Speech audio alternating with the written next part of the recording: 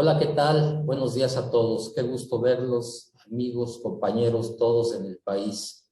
Muchas gracias. Mi nombre es Horacio Samperio Villa y estoy invitado aquí por el arquitecto Rafael Riva Palacio para dar una plática hoy, Día de la Mujer, 8 de marzo, sobre una fundadora, una de las muchas fundadoras de este gran país que es México, doña Josefa Ortiz de Domínguez. Hoy vamos a tratar de transportarlos, amigos, desde su niñez, desde su adolescencia, hasta qué pasó después de los 3 taconazos, que poco se conoce. Miren ustedes, hay más de 150 biografías de doña Josefa, pero por lo que he podido ver, muchas de ellas alteradas, algunos documentos, libros inflados, pues para poder vender. Pero hoy vamos a saber algunas realidades, algunas cosas no les va a gustar mucho. Voy a tener que entrelazar algunos de los personajes que necesariamente los tengo que comentar, como su esposo, el licenciado Domínguez, como el cura Miguel Hidalgo, como el capitán de los dragones de la reina Ignacio Allende. En fin, vamos a dar inicio, no sin antes agradecer al maestro Enrique Mendieta, a mi compañera, la licenciada Carlita Francisco, por su gran ayuda y colaboración para que esto sea un éxito. María Josefa Crescencia Ortiz de Domínguez, la corregidora, fundadora y madre de la patria mexicana.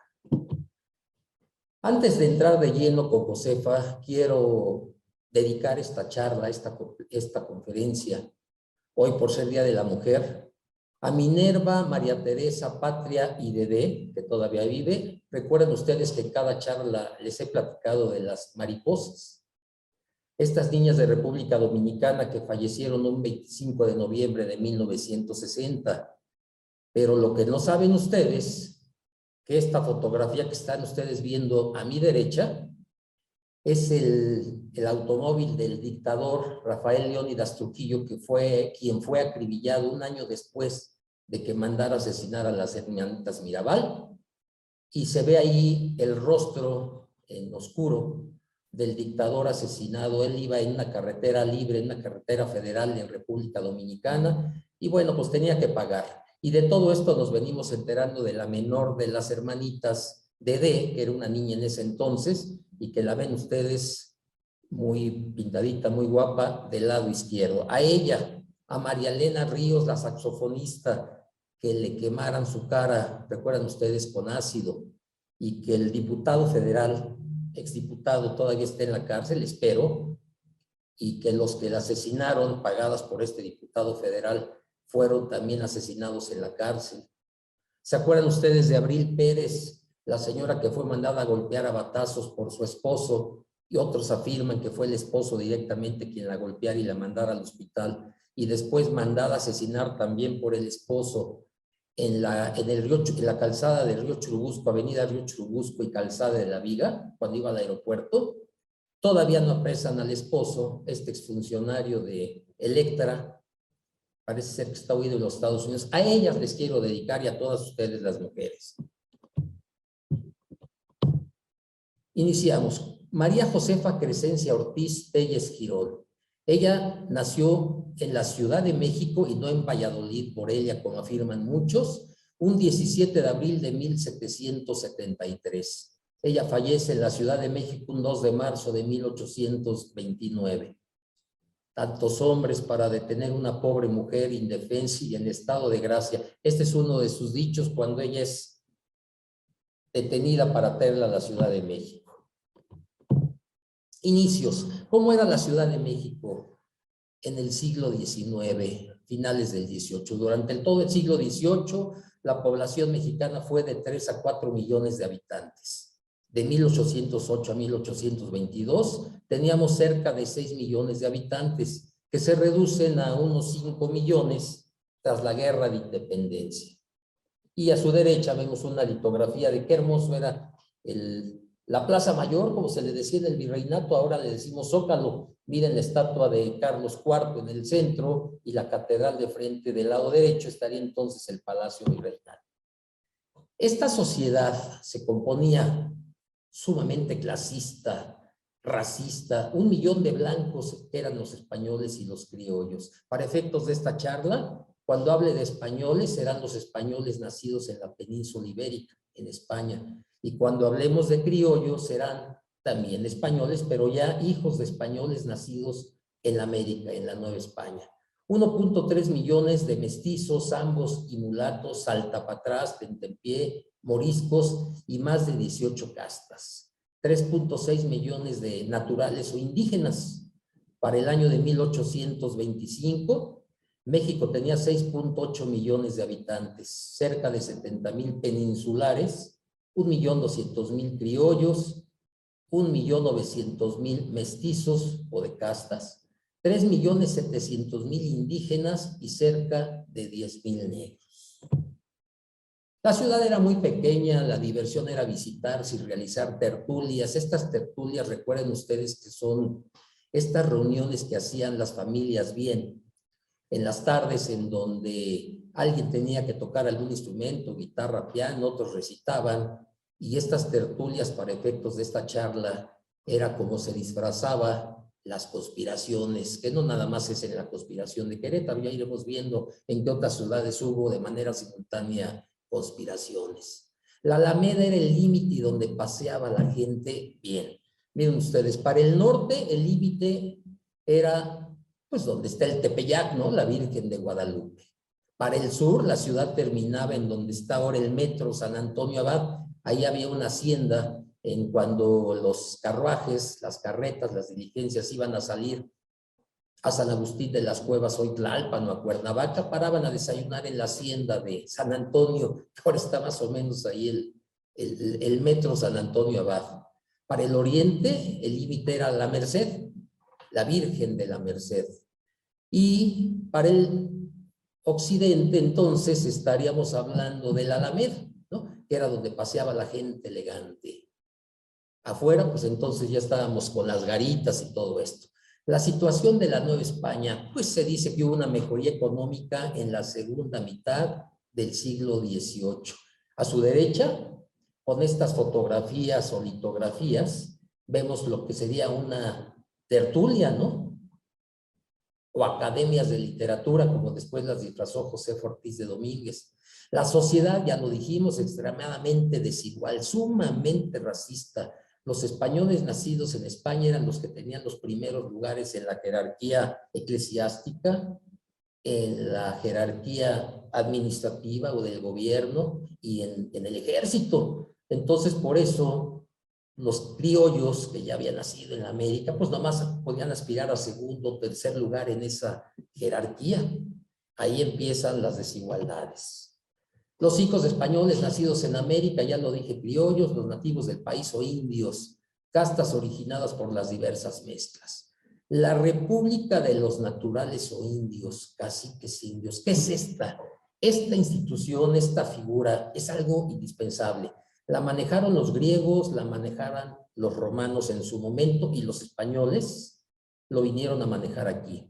Al ser muy pocos los españoles, los ibéricos, pues siempre había el temor de las rebeliones de los indígenas. Entonces ellos tenían a un líder, a un cacique indio con sus reglas, con sus propias normas, y que ellos, esos caciques indios, a su vez, pues tenían varias concesiones canónicas, dominaban al resto de los indios para evitar rebeliones y fueran a asesinar a los españoles. Obviamente, pues los dejaban a discreción manejar algunas cuestiones de su religión, tenían que pagar impuestos, eso sí, pero era algo, una institución muy buena. Ya les dije que tenía normas y reglas esta República de los Indios. El hombre que mejor manejaba las reglas y las normas de esta República de los Naturales, el derecho indiano, era el licenciado Guillermo Domínguez, quien fue el esposo de Josefa. Y esto va a tener trascendencia, lo vamos a ver por qué. ¿Cómo es la infancia y cómo es la adolescencia de Josefa? Vamos a entrar. Sus padres, José Ortiz, algunos historiadores dicen comerciante, otros que fue un capitán del regimiento de los Morados, del ejército realista, y que muere en una de las estrategias militares el papá de Josefa. La esposa de este capitán o comerciante era la mamá de Josefa, Manuela Telles Girón y Calderón. Algunos historiadores afirman que era de una antigua y noble familia. Creemos que no, porque la mamá de su mamá, es decir, la abuela de Josefa, era morisca. Y esto a veces apenaba y se incomodaba a Josefa, se enojaba, tenía un carácter muy fuerte Josefa, cuando le decían que la abuela era morisca. Ustedes verán siempre en las fotografías, en las litografías a Josefa con su peinado con gel, limón o jugo de naranja, como se dijera hace 250 años, y su peineta dorada, porque ella tenía el cabello crespo, tenía el cabello muy chino, y no le gustaba tener ese cabello chino. Se apenaba entonces de que su abuela fuera morisca. Muere su padre en un deber militar, ya lo dijimos, y al poco tiempo muere su madre. Josefa queda a cargo de su hermana o media hermana, hija de su padre, María Sotero Ortiz. Era muy chica, tenía 6, 7 años de edad cuando queda huérfana Josefa, y afortunadamente María Sotero pensamos que era una buena señora.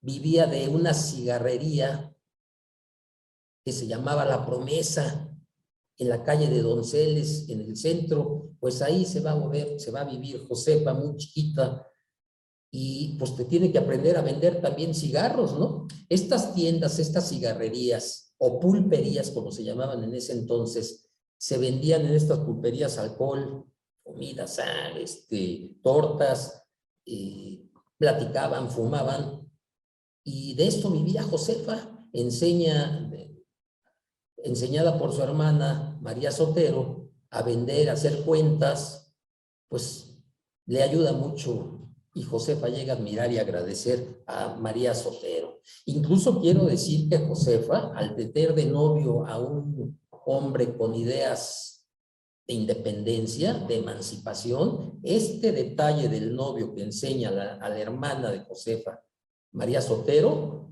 ideas de independencia, es un detonante para que Josefa empiece a tener ideas desde chiquita de no dejarse, de rebelarse, vamos, de ser contestona.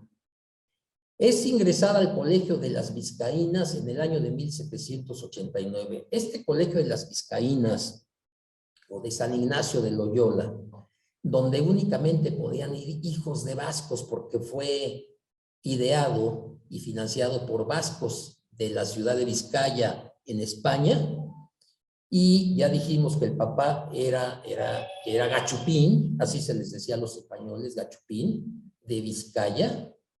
Entonces, esa oportunidad la aprovecha Josefa. Hay historiadores que afirman que fue la misma Josefa que se había cansado, enojado con la hermana, que hace una carta, que tenemos esa carta, la sacamos del Colegio de las Vizcaínas, y le voy a pedir a una compañera que la lea, y es así como logra ingresar Josefa al Colegio de las Vizcaínas, y ya verán después lo que viene cuando conoce al que va a ser su esposo. Carlita, ¿nos podrías ayudar leyendo esa carta? Con el mayor rendimiento suplico a vuestras usías, me hagan la caridad de admitirme en su colegio para servir a Dios nuestro Señor y quitarme de los muchos peligros del mundo, lo que el Señor pagara a vuestras usías, y en mí tendrán una perpetua capellana. Somos 16 de mayo de 1789. Besa la mano de Usías, María Josefa Crescencia y Ortiz. Fíjense que ya les dije que sale en estado de gracia y se tienen que casar Josefa y Miguel. Y tengo la carta en donde la hermana María Sotero Ortiz da las gracias a las autoridades del Colegio de las Vizcaínas o San Ignacio de Loyola, pues argumentando que se siente mal Josefa y que tiene que abandonar 2 o 3 años después sus estudios. México, en marzo 30 de 1791. Muy ilustre mesa de Nuestra Señora de Aranzazú. Señor rector y diputados, doña María Sotero Ortiz, hermana mayor de doña Josefa Ortiz, colegiala actual del Real Colegio de San Ignacio de esta corte, vuestras señorías. Con el mayor respeto de mi veneración, perezco y digo que por haberse enfermado mi hermana y no querer ya estar en el colegio que ha visto para que la saque, y respecto a su salida, es mi gusto y me tiene en lugar de madre. Como tal, suplico la bondad de vuestras señorías, me la despachen sin regreso, dando como las gracias correspondientes por el tiempo que ha estado en... El licenciado Miguel Domínguez, quien fuera su esposo, pertenecía al patronato de este colegio y en una ocasión que fue para ver cómo estaban educándose, cómo estaba la institución limpia, los avances de las alumnas, se prende, queda enamorada de esta chamaquita de 18, 19 años de edad, altiva, con un color canela, poquito moreno, ya les dije que su abuela era morisca, y pide permiso a la hermana mayor, a María Sotero, y a las autoridades del colegio para poder ir a visitar los domingos. Miguel Domínguez era este hombre en ese entonces oficial mayor del virreinato. Imagínense un hombre de 30 y tantos años llegar a ser, siendo criollo, lo aclaro, no había nacido en España, él era criollo, ya les dije las dificultades que tenían los criollos para aspirar a las altas jerarquías de la administración virreinal, llegó a ser nada menos y nada más que oficial mayor, alemán. Domínguez Alemán era el segundo apellido, político y abogado mexicano. Bueno, ya hablaré concretamente de él porque creo que ha sido analizado poco. Todos conocemos a Miguel como el esposo de Josefa. Era un mandilón, siempre sale con estas fotografías o litografías viejito. Miren, ahí está con un bastón, es una bisaguileña canoso.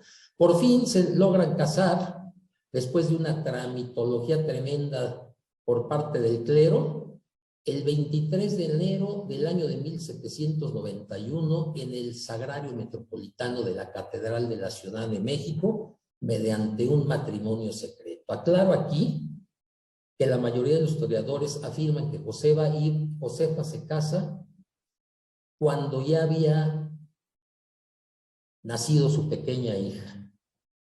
Otros afirman que iba apenas en estado de gracia. Como haya sido, esta situación determina este enamoramiento y este posible embarazo que Josefa y Miguel se casen.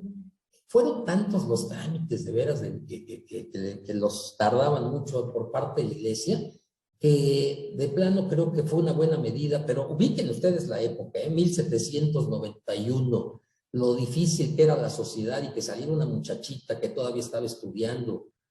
Este matrimonio tuvo 14 hijos, algunas hijas murieron, quiere decir que la familia se compuso de 14 hijos más 2 hijas de Miguel. Imaginen ustedes 16 hijos. El virrey Miguel Domínguez, el virrey Félix Berenguer de Marquina, promueve a Miguel Domínguez en el año de 1802 para el cargo de corregidor de la ciudad de Santiago de Querétaro. Corregidor que corrige.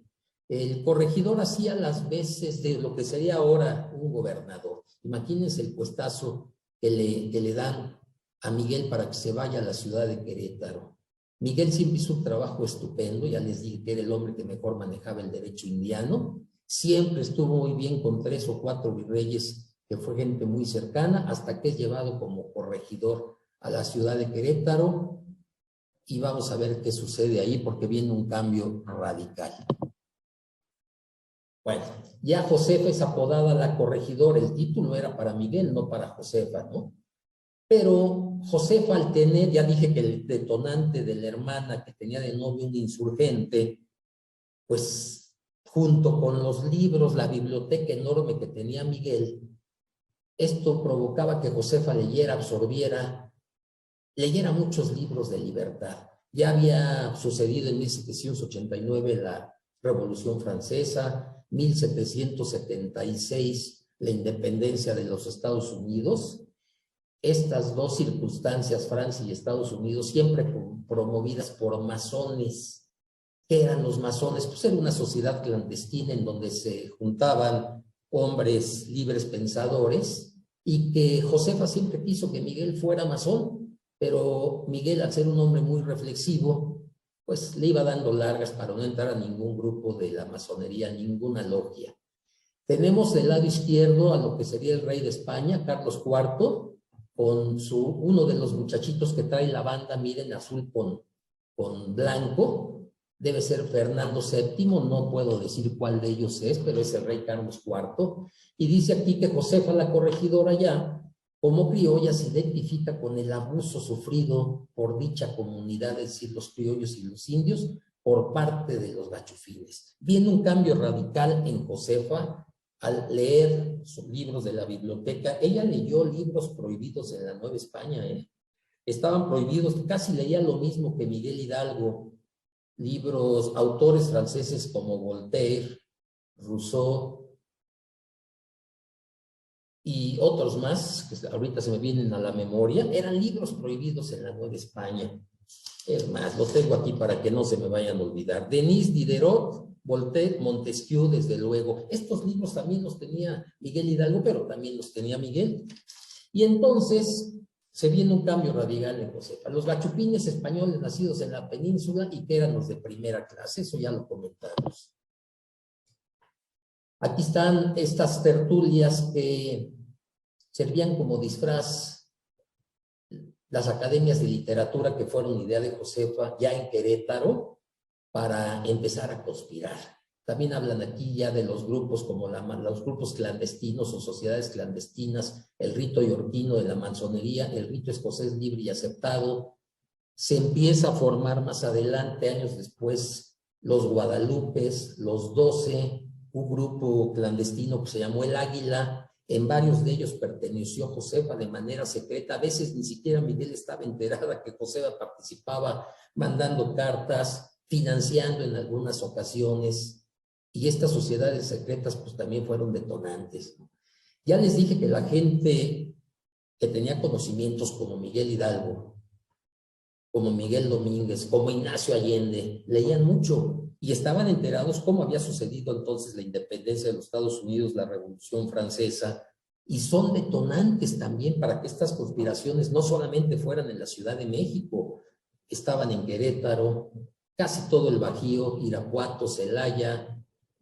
El primer estandarte que después vemos con la independencia que maneja Miguel Hidalgo de la Virgen de Guadalupe, no fue Hidalgo el primero, Hubo un indio de nombre Mariano que ya manejaba el estandarte de la Virgen de Guadalupe para sus rebeliones, unos años antes que Miguel Hidalgo. Quiere decir que entonces Hidalgo no fue el primero en manejar este estandarte. Hablando de Miguel Domínguez, él fue un criollo nacido un 20 de enero de 1756, cursó la carrera de Derecho en el Colegio de San Ildefonso, ya dije que era viudo con 2 hijas, él era de la Nueva España, el hombre que más conocía del derecho indiano, político centrado que reflexionaba todas sus decisiones. En ocasiones esto molestaba a Josefa. ¿Por qué hablo aquí? Estamos hablando de Miguel Domínguez, de la Constitución de Cádiz. Simplemente diré que esta Constitución de Cádiz, de la cual se enteraron en la Nueva España, fue un avance y representación democrática, sobre todo para los que representaban a la Nueva España, y diría yo, pues todas las colonias españolas en la América. Esta Constitución de Cádiz después la quitan, la vuelven a poner, ya no es Carlos IV, sino su hijo Fernando VII, quien la quita en definitiva y vuelve otra vez esa monarquía a avanzar. Quiere decir entonces que si esta Constitución de Cádiz le restamos méritos a la divinidad, pues entonces avanza la democracia, a reserva de lo que digan los abogados que hoy aquí me hacen el favor de acompañarme. Vuelvo a lo de Miguel. Ocupó diversos puestos administrativos jurídicos con distintos virreyes. Ya dije que el virrey Félix Berenguer lo designó en 1802 gobernador o corregidor de Querétaro. Si bien es cierto que en la Nueva España hubo 63 virreyes y si consideramos a Hernán Cortés, que también era un virrey, pues entonces estamos hablando de 64. Ya dije que Miguel tuvo esa capacidad de manejarse perfectamente y pues dorarles la píldora, como se diría en estos tiempos, a esos virreyes. Aquí se habla de los camuflajes, reuniones disfrazadas de academias de literatura. Estas ideas que manejó perfectamente en la Casa Real, porque así se llamaba donde vivían Miguel y Josefa en Querétaro, la Casa Real, con esto disfrazaban esas conspiraciones, ¿no? También es importante aquí, y ahorita vamos a ver algunas litografías de esa Casa Real, en la parte de abajo, en el sótano, estaba la cárcel de mujeres, o una de la parte de las cárceles de mujeres. Y esto va a ser vital porque Josefa empieza también a involucrarse con las prisioneras. Ella no le importaba andar elegante, se mezclaba y se iba al mercado a comprar la despensa. Miguel no le molestaba mucho eso, pero bueno, era difícil someter a Josefa con ese carácter. Miguel fue diputado, senador, desde luego amigo de Andrés Quintana Roo. ¿Quién fue Quintana Roo? Pues el esposo de Leona Vicario. Aclaro aquí también que la relación entre Leona Vicario y Josefa Ortiz de Domínguez nunca fue muy buena. Y también hablaré aquí de otra mujer relevante en este movimiento de independencia, María Ignacia La Güera Rodríguez. Miguel fue el primer presidente de la Suprema Corte de Justicia de la Nación, fíjense ustedes, cargo que desempeñó hasta su muerte el 22 de abril de 1830. Le sobrevivió un año más o menos a Josefa. Les dije que tenía que mezclar algunos personajes, de manera breve lo voy a decir. ¿Quién fue Miguel Hidalgo? Pues yo creo que es de lo que más conocen ustedes, ¿no?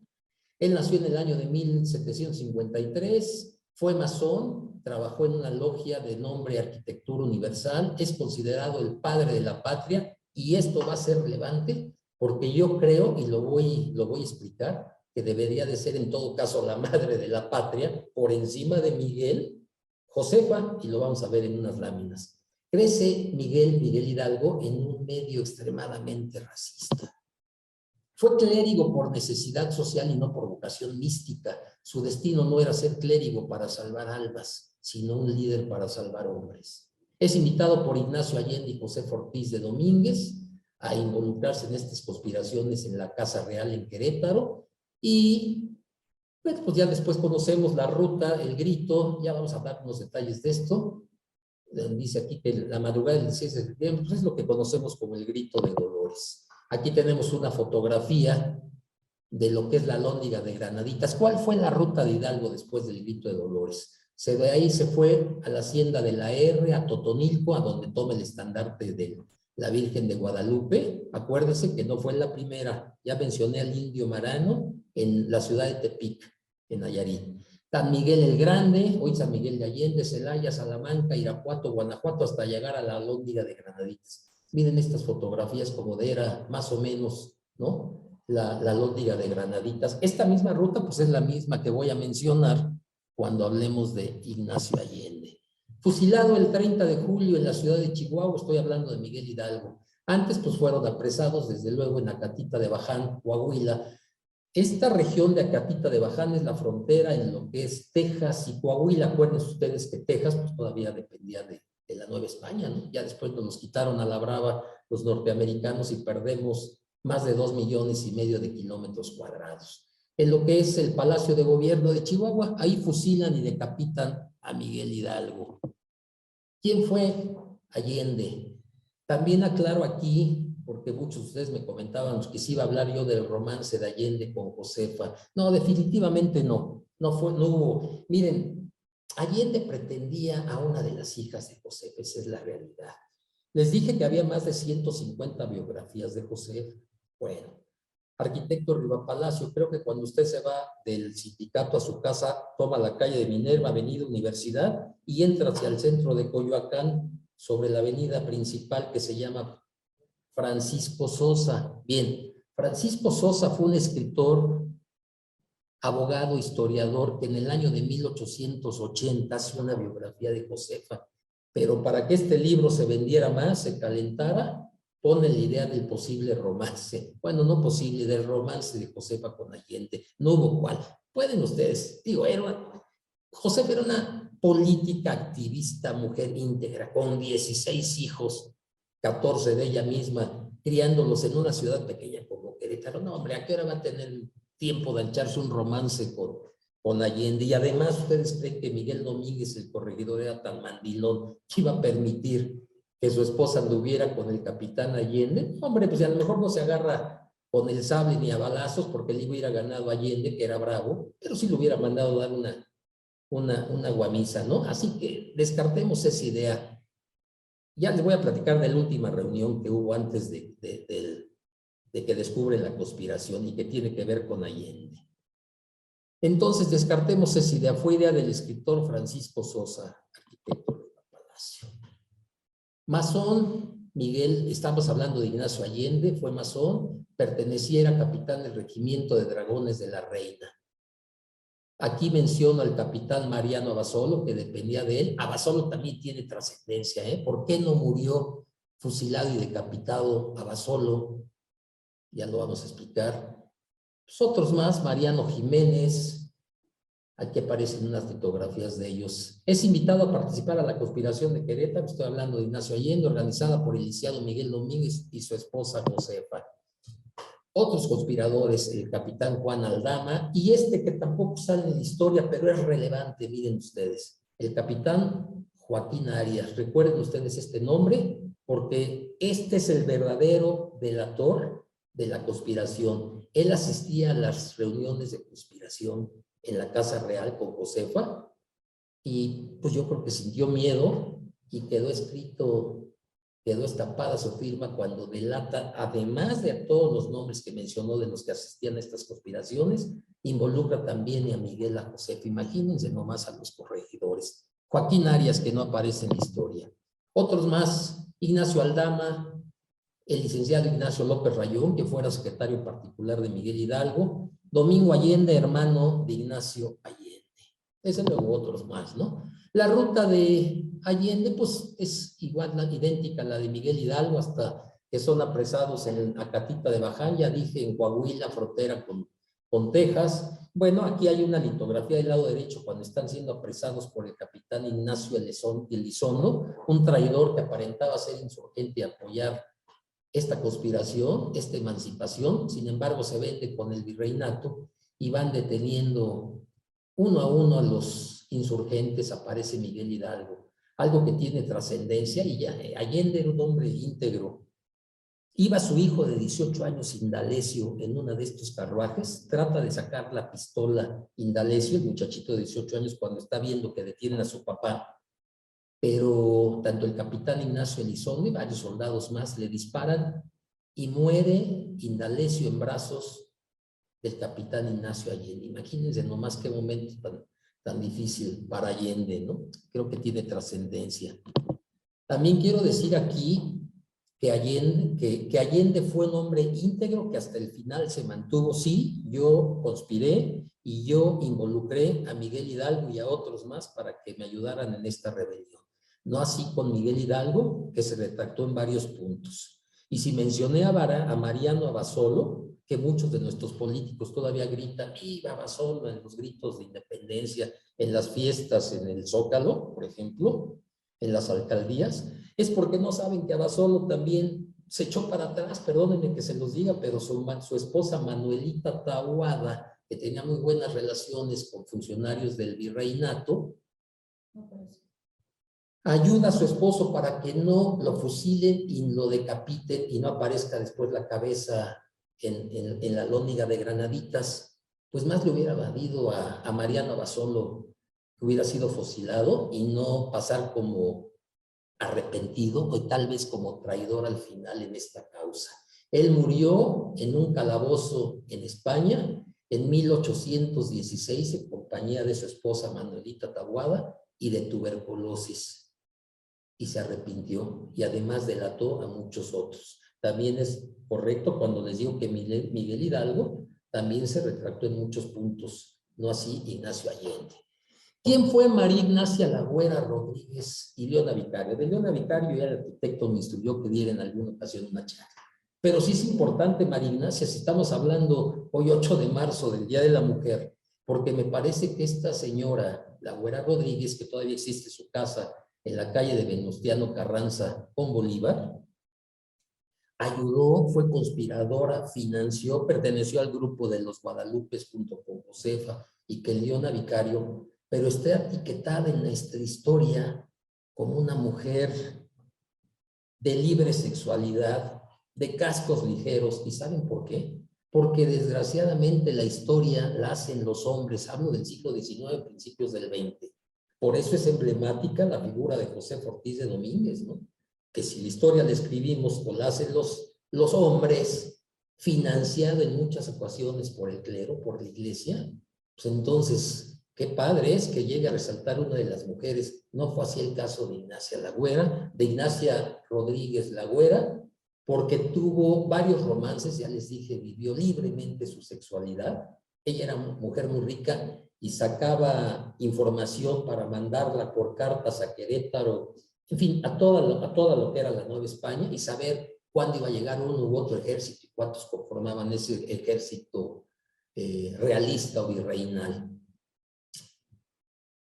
Si hemos de quemar, si hemos sacar a la luz pública los divorcios de La Güera Rodríguez, tuvo 3, se casó con 3 españoles, murieron de manera misteriosa, a lo mejor estos españoles, y La Güera, que era muy abusada, pues heredó muchas cantidades de dinero, pero quemó ese dinero en el movimiento de emancipación, en el movimiento de independencia. Y tengo el nombre del sacerdote con quien vivió el romance más fuerte, el sacerdote Ramón Cardeña y Gallardo, que era apodado el cura bonito. Imagínense, me dicen que era un cura muy guapo, un hombre de mucha personalidad, y vivieron abiertamente su romance, pero como ya les dije, el clero pagaba los documentos, los libros que se podían hacer, que se iban a imprimir. Bueno, pues entonces no podían meter a Ramón Cardeña, pero este es el hombre. Si quemamos a La Güera Rodríguez, pues también vamos a sacar a la luz a Ramón Cardeña y Gallardo, el cura bonito.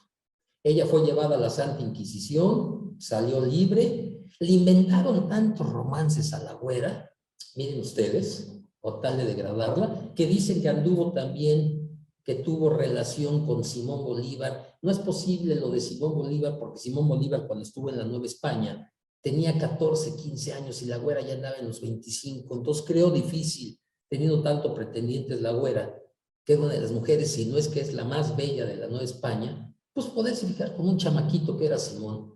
La involucran en un romance con el científico alemán noble, Alexander von Humboldt. ¿Cómo va a ser posible que estuviera con Alexander von Humboldt si Alexander von Humboldt era homosexual declarado?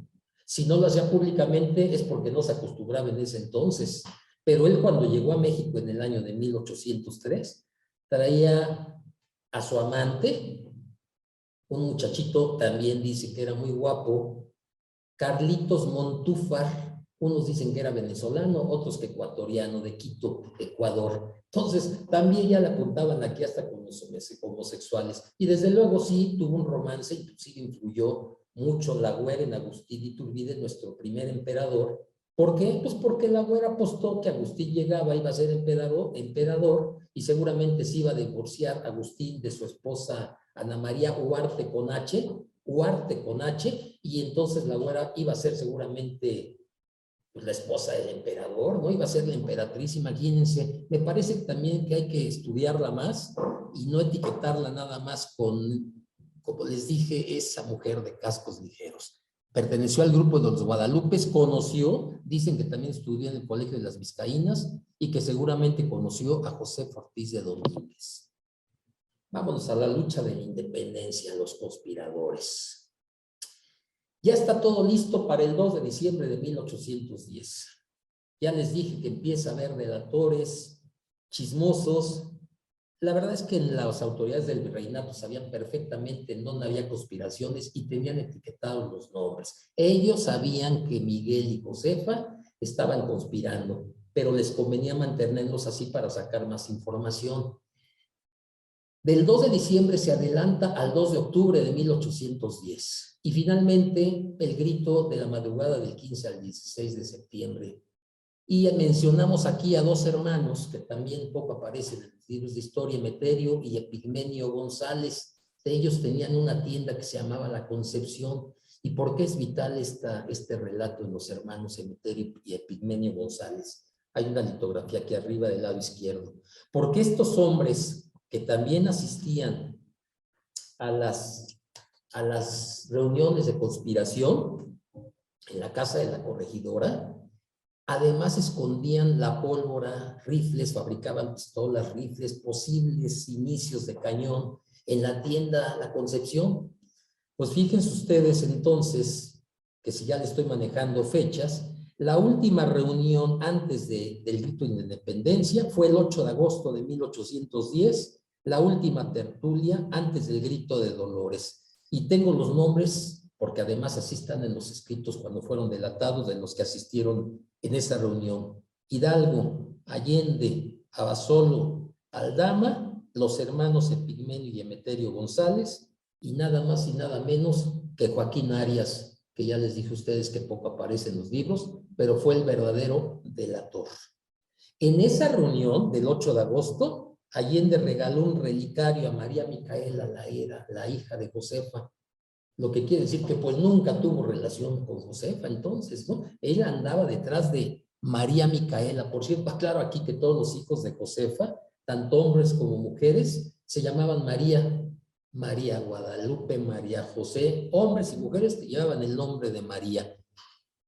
Josefa adoraba y tenía en su recámara a la Virgen de los Remedios. No adoraba ni siquiera a Miguel Hidalgo ni Allende, todos ellos eran criollos, a la Virgen de Guadalupe. La Virgen Morena, la Virgen de Guadalupe era para los mestizos y para los indios. La Virgen de los Remedios era para los criollos y para los españoles nacidos en España. Quiere decir entonces que esta guerra de independencia pues, se convierte de manera irónica, vamos a decirlo así, en una guerra de las vírgenes. Pues no tiene nada que ver, pero bueno, hay que transportarnos a esa época. Entre el 12 y el 13 de septiembre son descubiertos por un infiltrado que denuncia ante las autoridades virreinales las actividades del grupo literario de Querétaro. Ya dije que era Joaquín Arias, el traidor. Ahí es donde viene a lo mejor esta leyenda medio romántica de los taconazos.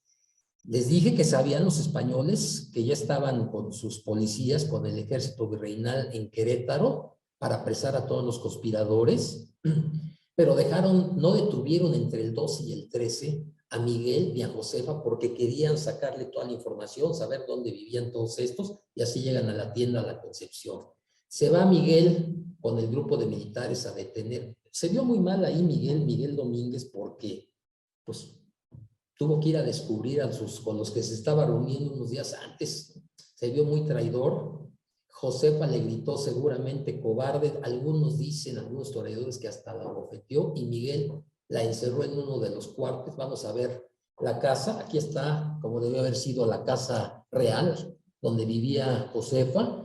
En la fotografía centrada, pintada de blanco, es la casa. Abajo estaba la cárcel y estaba el alcaide Oní, que es el que administra la cárcel. Acuérdense que alcalde es el de puestos administrativos y alcaide Ignacio Pérez, que tampoco aparece en la historia.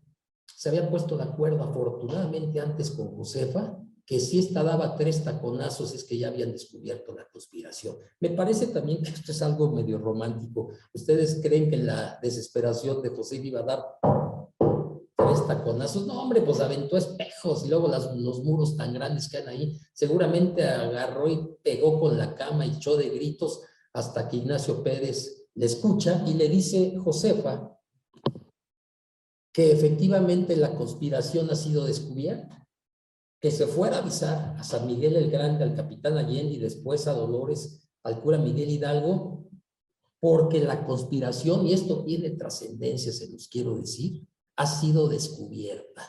Ella fue la que les dijo que empiece lo que tenemos preparado, la guerra de independencia. Entonces no fue Hidalgo después del grito el 16, ¿no? Sino la que debe de aparecer ahí como diciendo, arranquemos ya, iniciemos la guerra de independencia, pues es Josefa. Me parece que esto es básico en la historia, porque se pierde después de los 3 taconazos Josefa, ¿no? Ella fue la que dijo, si tenemos todo preparado, iniciemos la guerra ya. Pero pues no es mujer, y la historia lo hacemos los hombres, pues allí hubo ahí algo medio chueco, pero me parece que esto es básico en la historia, ¿eh? Josefa fue la que dio el grito, como haya sido, gritándoselo a Ignacio Pérez, la guerra se inicia ya tal y como lo tenemos preparado. Después del grito, pues Miguel junto con su esposa son hechos prisioneros. Ahorita platicamos qué pasó. Ya llega Ignacio Pérez, le dice a Allende y a Miguel Hidalgo que la conspiración ha sido descubierta. se querían ir, Allende se quería ir a Estados Unidos pues para tratar de rearmarse, juntar más hombres, y es cuando ahí Miguel Hidalgo les dice, aquí no queda más que ir a coger gachupines. Pero ¿qué pasó después con Josefa? Se pierde ahí. Son llevados son detenidos también por el ejército virreinal. Miguel es llevado al convento de la Cruz en Querétaro, ella al convento de la Santa Clara. Aparentemente es destituido Miguel, pero después vamos a ver que regresa al puesto y todavía está lo que resta del 10, 1811, 12, 13 y principios del 14, fungiendo como corregidor, fíjense, hasta que vienen otros detalles. Bueno, aquí dice, ya lo dije, avisen al cura Hidalgo, el capitán Allende, la conspiración ha sido descubierta. El párroco Hidalgo, la madrugada del 6 de septiembre, convoca al pueblo a levantarse en armas, ya lo mencioné, y lo que ya vimos de la Alhóndiga de Granaditas. Ya hablé también de Acatita de Baján, del capitán traidor Ignacio Elizondo. Miren nomás cómo está aquí la casa de Ignacio Elizondo en el estado de Coahuila, cómo detienen a Hidalgo. Ya hablé del hijo de Allende, Indalecio. Y algo que también me parece inaudito, mire, yo he estado en la Alhóndiga 3 o 4 veces y nunca he tenido la oportunidad de ver lo que dicen son las jaulas originales donde colgaron las cabezas de Allende, Hidalgo, Jiménez y Aldama, y que muchos creen que también estuvo ahí la de Abasolo. Ya dije que no, que él murió en 1816 en un calabozo en España. Pero a mí me parecen que estas fotografías son inéditas, porque aquí estuvieron efectivamente las jaulas de Hidalgo. Es más, aquí en esta fotografía, no sé si estas las sacaron para hacer películas o algún filme documental histórico, porque alcanzo a ver qué dice ahí Hidalgo. Ya platiqué lo de Mariano Abasolo. Y aquí los voy a dejar descansar un poquitín de mi voz, porque pues también había música, también estaba el Teatro Coliseo, que fue el primer teatro en la Ciudad de México, donde escuchaban de manera casi simultánea música de Mozart, de Beethoven.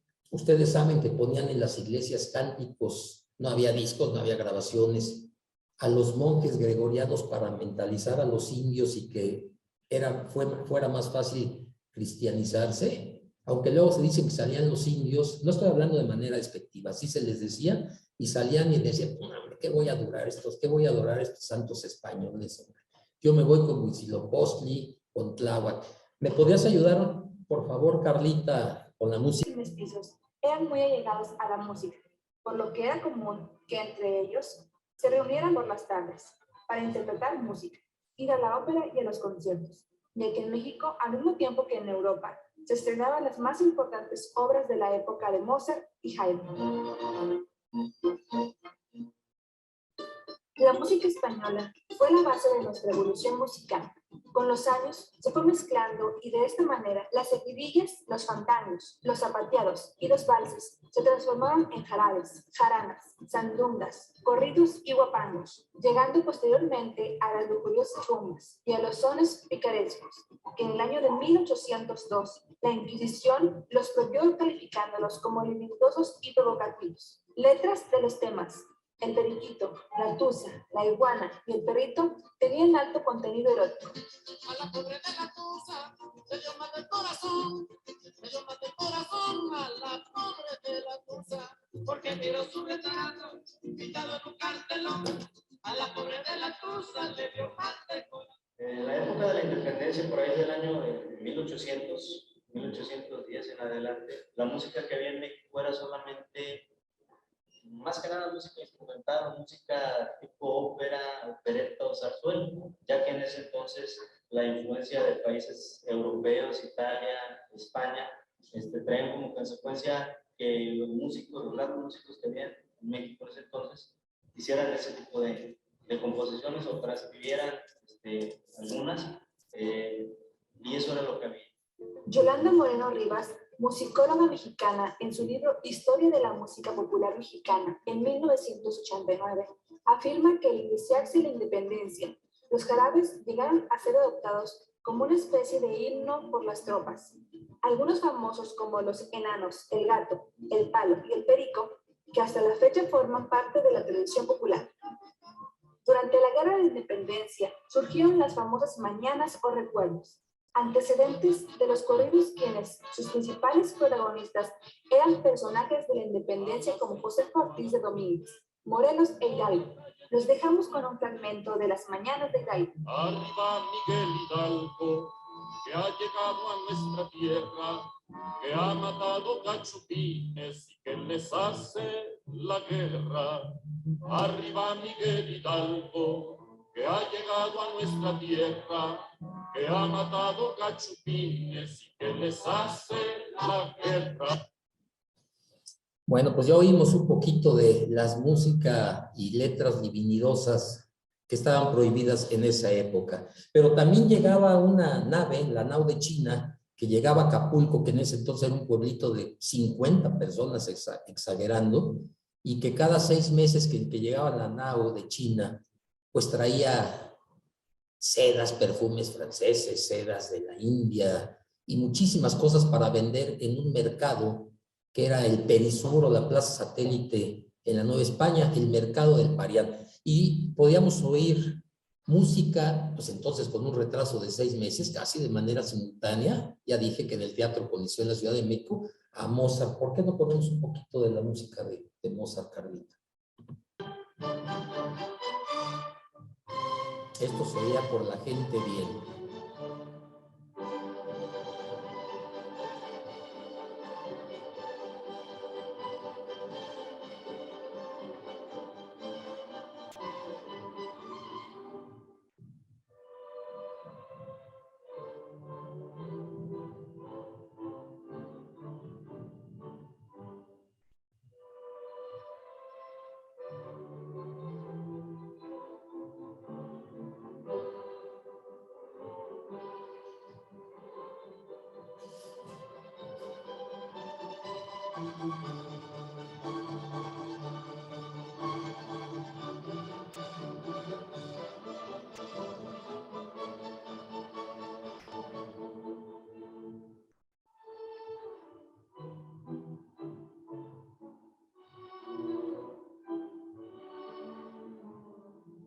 Que era con lo que mentalizaban a los indios en los monasterios, en las iglesias, y tenemos algo de esa música, donde algunos 2 o 3 monjes se ponían a cantar para mentalizar y cristianizar a los indios. Ya dije que entonces la nao de China tenía partituras. Imagínense ustedes oyendo esto en un monasterio, en una iglesia, para que estuvieran más atentos los indios o indígenas. ¿Qué pasaba con Josefa Ortiz de Domínguez? Pues resulta que están ya en el finales de 1813, 1814. Ella sigue imparable, mandando cartas, financiando, consiguiendo dinero para financiar el movimiento de independencia. Mandaba, se carteaba con Morelos, pertenecía al grupo de los Guadalupes, al grupo del Águila, los 12 y otras organizaciones que seguramente hubo más. Manda el virreinato a un canónigo, José Mariano Beristain y Sousa, que también, por cierto, tuvo que ver con la Güera Rodríguez, que ya les platiqué que vivía su sexualidad libre y abiertamente. Seguramente tuvo que ver también con este Mariano Beristain, que también debemos de sacar a la luz públicamente. Y hace una carta al virrey de la Nueva España, en donde dice textual, la esposa del corregidor es una mujer, con G, desubicada y loca, que padecía de sus facultades mentales. El esposo, que ni como corregidor ni como esposo, dice aquí, funciona. Josefa se me ha insinuado de manera inteligente, y otras porquerías más escribe Beristain al virrey, por lo que en definitiva se cansa el virrey y la manda a detener. En 1814 es detenida y traída a México. Tiene que renunciar Miguel, pues ya no puede estar de corregidor para venirse a ayudar a Josefa. La traen a México con J, así se escribía, por eso lo escribo así, en donde estuvo cerca de 5 años en calidad de presa en 2 conventos. Primero llega el convento de Santa Teresa la Antigua, en donde estuvo, por cierto, también Sor Juana Las Bajes, Sor Juana Inés de la Cruz. Eran monjas, órdenes de las carmelitas, monjas muy rudas, ¿eh? Ella estuvo, Josefa, detenida en una celda, no podía recibir visitas, se enferma ella de los pulmones, entre pulmonía y pleuresía. No sé si esto tenga que ver lo mismo, sí, las dos enfermedades tienen que ver con los pulmones, y pues sufre mucho, ¿no? Aquí también es relevante la figura de una nana que tuvo ella que se llamaba Consuelo, en donde era la única que le permitían entrar al convento de Santa Teresa y después a Santa Catalina de Siena, donde estaban monjas dominicanas, porque era la manera de comunicarse con los insurgentes. No iban ni siquiera las hijas a visitarla, pero dejaban entrar a Consuelo, su nana. Seguramente hubo muchas nanas pues, para tener ahí. Miren, cuando se viene ya Miguel, que trae detenida a Josefa, la familia se divide. Hubo hijos que entraron al ejército realista, apoyaban al virreinato, y hubo otros hijos, 2 en concreto, que apoyaron al movimiento de independencia, en donde entran con el ejército trigarante de Agustín de Iturbide en 1821 en la Ciudad de México. Quiere decir que la familia se dividió. Muchos le reclamaron, hablo de hijos y de hijas, a Josefa, pero pues ella luchaba por la libertad, como les decía, estoy luchando por la libertad de ustedes mismos. Miguel se cansó de reclamarle, pero no sirvieron de nada. Y así es como llega. También tenemos aquí una fotografía de lo que es el convento de Santa Teresa la Antigua, que me parece está en la calle de Correo Mayor o del Carmen, atrás del Palacio de Gobierno de la Ciudad de México. Bueno, aquí dice que Josefa sigue apoyando el movimiento independentista con cartas que daba la nana Consuelo, ya expliqué quién era, en fin, era imparable. Se viene Miguel, tiene que renunciar a su puesto corregidor y compra una casa, ya por cierto estaba casi ciego, andaba viendo en menos del 50%, se le forman cataratas, también enferma. Acuérdense que le llevaba 15, 16, 17 años a Josefa, y compra una casa en la calle del Indio Triste número 2, hoy calle del Carmen número 4. Atrás del Palacio Virreinal.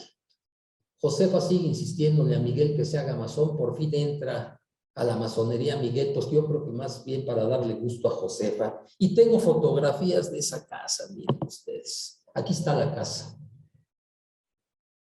La traen a México, la acusaron de traición, la amenazaron con fusilarla, la mandaban a España, pero Miguel logra defenderla.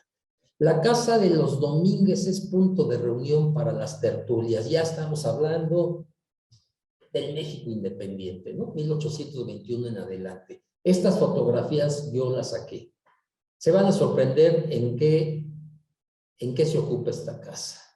Esta pajarera del lado derecho es de madera, perteneció a José Ortiz de Domínguez. Entran ustedes al patio ahí en la calle del Indio número 2, hoy del Carmen 4, en todas las casas de gente más o menos adinerada tenían pues una especie de cocheras para guardar ahí las diligencias, y está el patio, lo vamos a ver, suben ustedes las escaleras y están las recámaras. Quise entrar a ver las recámaras, sacar fotografías, pero estaba una puerta con candado y casi me regañaron los señores que trabajan aquí, pero saqué estas fotografías de la pajarera y lo que es la escalera que sube al primer piso, a la planta alta de la casa. Josefa de los años 20, Vicente Guerrero, Agustín Iturbide, el abrazo de Acatempa, bueno, esto ya lo conocemos.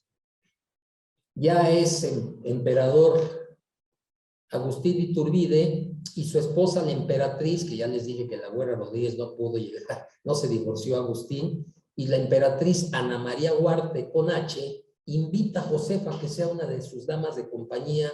Fíjense ustedes qué descaro. Nunca estuvo de acuerdo Josefa ni Miguel de que se hiciera un imperio mexicano. Dicen que si para eso habían luchado tanta guerra, 11 años de guerra, Morelos, Vicente Guerrero, pues no podía permitir Josefa, ¿no? que se diera esta figura de imperio.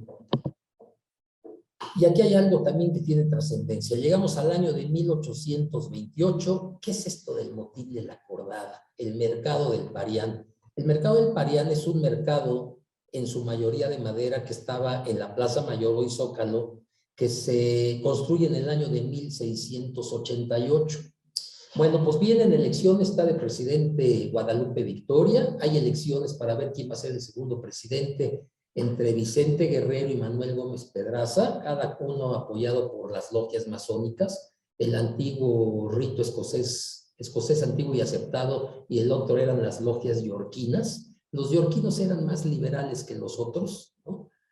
Y pues gana Manuel Gómez Pedraza, va a ser nuestro segundo presidente, pero los seguidores de Guerrero hacen manifestaciones, ya empezaban las rebeliones y los mítines y esta voz sí se oye, y enfrente de una cárcel que se llamaba La Acordada, frente a lo que es la Alameda, se juntan ahí 500, 700 manifestantes, se van caminando por la calle de lo que es Madero ahora, Plateros en ese entonces, San Francisco, primero es San Francisco y después continúa Plateros, llegan al mercado del Parián y lo incendian. El 99% de los locatarios, los dueños de los locales en el Parián, donde vendían las partituras de la música de la nao de China, es incendiado.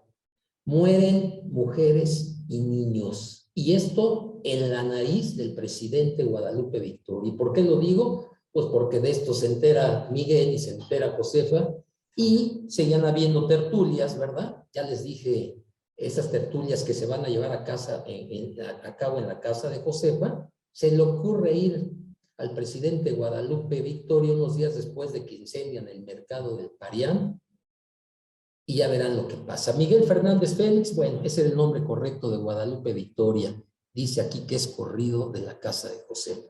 Llega el presidente Guadalupe Victoria con su traje de civil, llevaba su sombrero. Me vengo a echar un jerez, le dijo al licenciado Miguel Domínguez.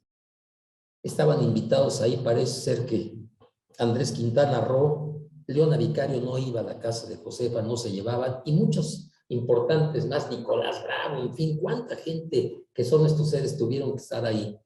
Lo descubre José Ortiz de Domínguez al presidente y se le deja ir. Le dice, en esta casa no es usted bienvenido, no es posible que en su nariz o en sus narices, le dijo, esto es textual, haya usted permitido que murieran hombres, aunque sean españoles de nacimiento. En su nariz se quemara el mercado del Parián y usted no haya hecho nada. No es posible, ¿para qué esté usted de presidente? Y lo corre. Salió el presidente Guadalupe Victoria, se le olvidó hasta el sombrero. Corre Miguel a alcanzarme, decirle, señor presidente, disculpe usted a mi esposa. No, hombre, no te preocupes. Ya conocemos cómo es Josefa, tiene un carácter fuerte. Vamos a esperar que se le pase. Nunca lo perdonó, esa es la realidad. Y por eso es importante esta anécdota del motín de la Acordada. Guadalupe Victoria, que es corrido de la casa de Josefa en el año de diciembre de 1828. Josefa entra a la historia, pues sí, como dice aquí, porque ganaron los insurgentes. Definitivamente, si en la guerra de los insurgentes, los conspiradores no hubieran ganado, pues Josefa lo hubieran fusilado y no hubiera pasado a la historia como emblema de mujer, ¿no? En una historia, ya lo digo, hecha por hombres. Esta es la placa que existe en la casa de Josefa, su muerte.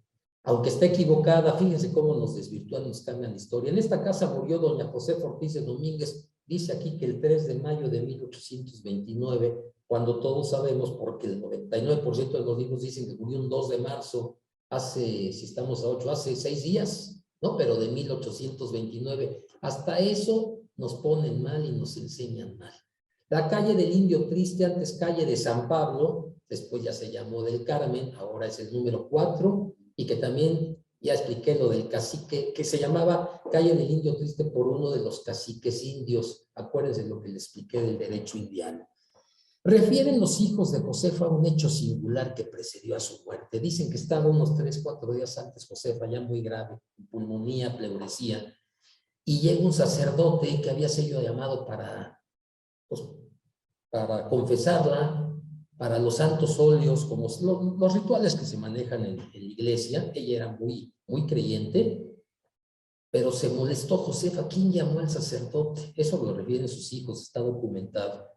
Pues todos lo negaron, hijas, hijos, sirvientes. Ya había muerto la nana Consuelo. Miguel, desde luego, no, yo no lo llamé. Y se le mete esto en la cabeza a Josefa. Le dan las gracias al sacerdote que se fuera, pero se convence Josefa y se lo dice a Miguel, sabes que esta es una señal del cielo y se me hace que ya me queda poco. Efectivamente, muere entonces un 2 de marzo de 1829, como dicen los libros, de pulmonía o pleuresía. Antes de morir, dicen que le dijo a Miguel: sé que te he dado muchos dolores de cabeza y los que te faltan. Todavía estaba fuerte. Pues obviamente yo creo que Miguel la consoló. Digo, no, pues, yo te solapo, te paso todo, yo estoy enamorada de ti, y siempre la quiso mucho. Aunque sí, Josefa, pues yo creo que tuvo sus claroscuros, ¿no? Es sepultada en el convento de Santa Catalina de Siena, donde estuvo presa, sin lápida. Por fin, en el año de 1878, fíjense, murió en el 29, pues hasta el año del 78, el Congreso de Querétaro expide un decreto, es decir, acuerda para que sea inscrito con letras de oro su nombre en el edificio del propio Congreso, y se han llevado sus restos al Panteón de las Personas Ilustres de Querétaro. Y aquí vemos su monumento, donde también está Miguel, quien murió en 1830.